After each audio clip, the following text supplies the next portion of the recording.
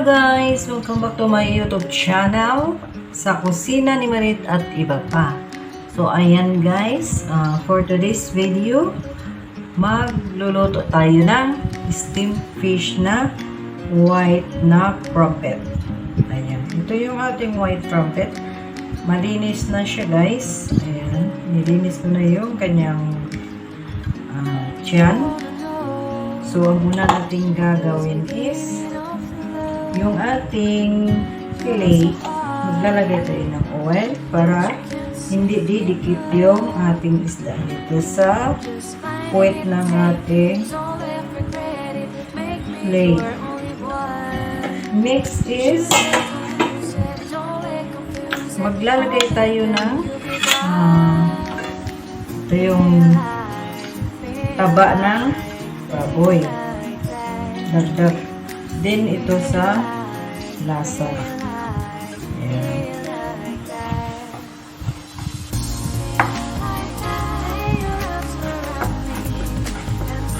Maglalagay tayo nito sa ilalim at sa itaas ng ating isda.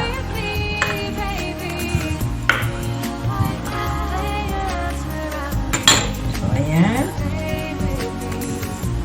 Lagyan natin. Ang kalahati ng ating mga ingredients, ilalagay natin sa ilalim. Ayan. Then, maghiwa tayo ng sili.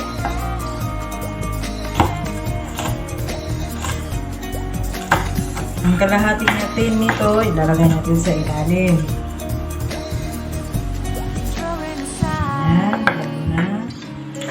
Then, yung ating bawang. Ating bawang, ikat lang natin siya ng manipis.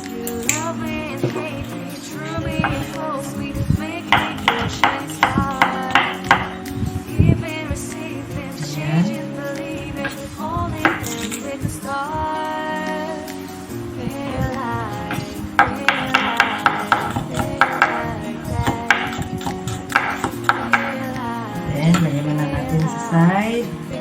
Next, yung ating ginger. Babalatan lang natin.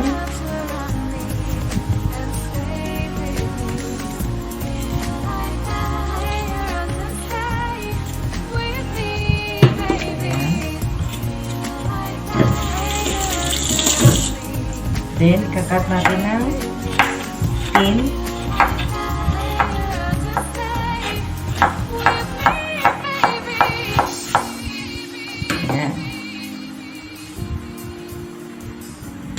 So, ang gagawin natin is maglagay tayo ng half sa ilalim.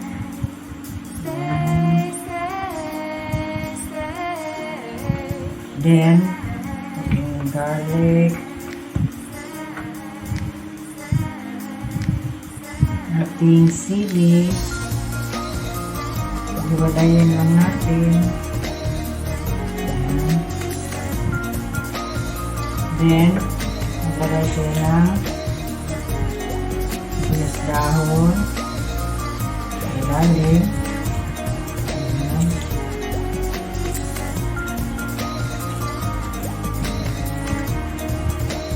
Then meron tayong mushroom na dry, ito na mushroom na binabad natin at naluto na ito.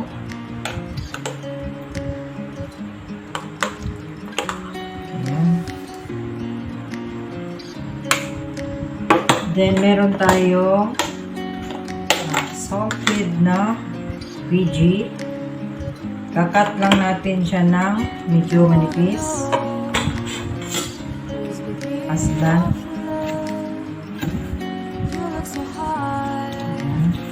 Salted ito.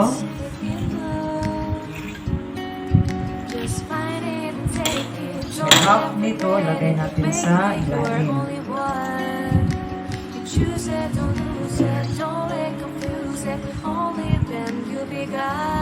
Napakasarap dito, promise. Then, maglalagay maglalagay din tayo ng ating clam. Ayan. Ating sauce. Then, maglalagay tayo ng mga 3 piraso.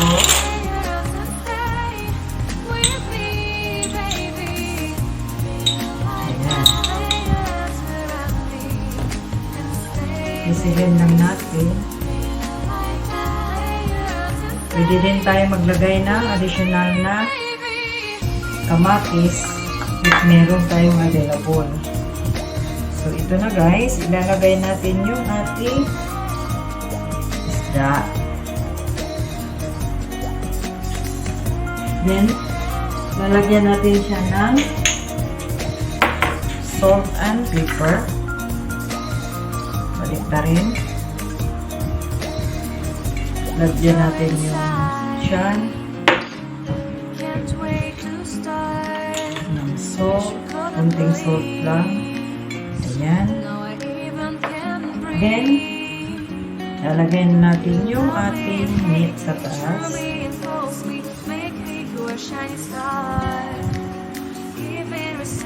Taob ang rice cooker ninyo dito kayo sigurado. Ayan, lagyan natin ito sa loob. Lagyan natin ng luya. Ayan.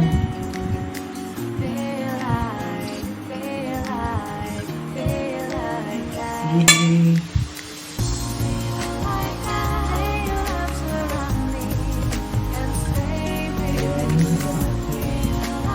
Garlic.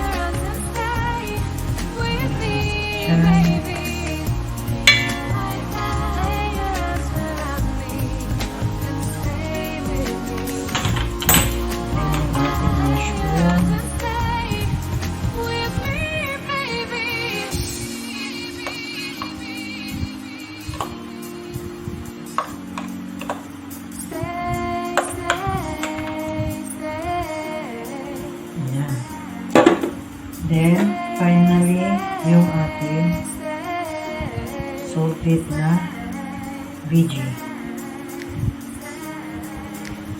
It's combination of spicy, salty, sour. Ayan.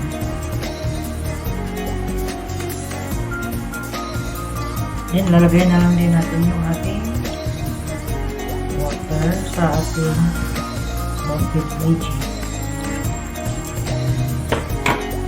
Lagay din tayo ng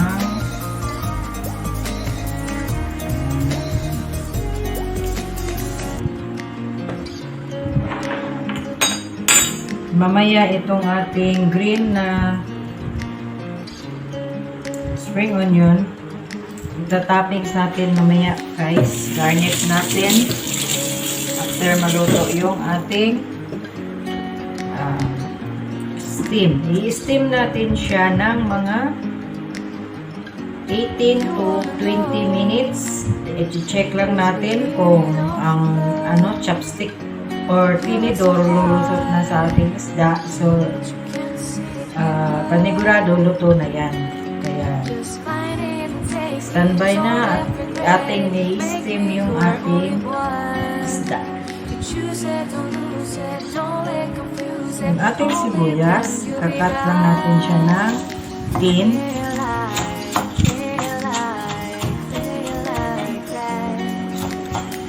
Ayan. Then, ibabad natin sa tubig para mag-open siya. Meron na tayong pang-garnish mamaya. At saka yung ating celery.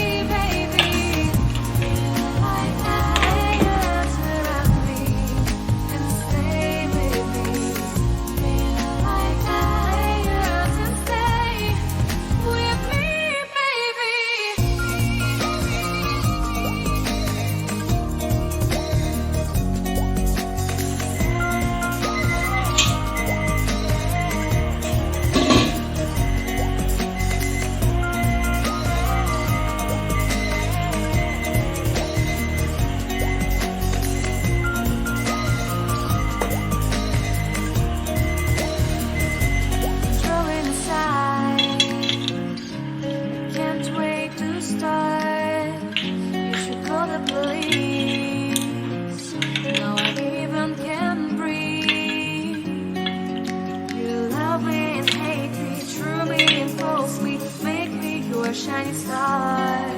Giving, receiving, changing, believing, holding them with the stars.